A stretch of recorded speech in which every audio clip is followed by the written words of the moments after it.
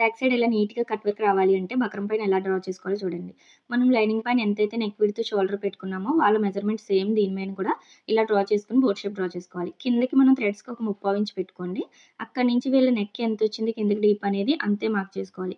Neck width కూడా box కోసం ఎంతైతే తీసుకున్నారో అంతే డ్రా చేసుకొని బాక్స్ డ్రా చేసుకోండి. పైకి ఒక 1 ½ గాని, 2 ఇంచ్ గాని పెట్టుకొని సైడ్‌కి ఒక 1/2 ఇంచ్ పెట్టుకొని ఇలా తీసుకోండి. ఇప్పుడు కట్స్ డ్రా చేసుకోవడం కోసం ఒక కట్టు ముక్క పైన ఫోల్డింగ్ చేసుకొని సైడ్‌కి 1 ఇంచు, పైకి ఒక 1/2 ఇంచ్ లేదా 3/4 ఇంచ్ తీసుకొని ఇలా కట్స్ డ్రా చేసుకోండి. ఇలా తీసుకొని డ్రా చేసుకోవడం వల్ల కట్స్ అన్నీ ఈక్వల్‌గా వస్తాయి. మీకు లోపటి సైడ్ కావాలితే లోపటి సైడ్‌కి ఎట్టుకోండి. లేదా కిందకి కావాలంటే నేను చూపించినట్టు ఇలా పెట్టుకోండి.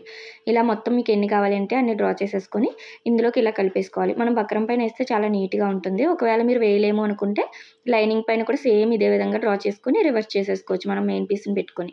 బక్రమ్ పైన చుట్టూ 1 ఇంచ్ ఉండేలాగా ఎక్స్‌ట్రా ఇలా తీసుకోండి. చూసారా ఎంత నీట్‌గా వచ్చిందో? ఇలా చాలా ఈజీగా మనం నెక్ అనేది డ్రా చేసుకోవచ్చు. ఫుల్ వీడియో లింక్ అనేది కింద ఇస్తాను. చెక్ చేయండి. వీడియో నచ్చితే లైక్ చేయండి.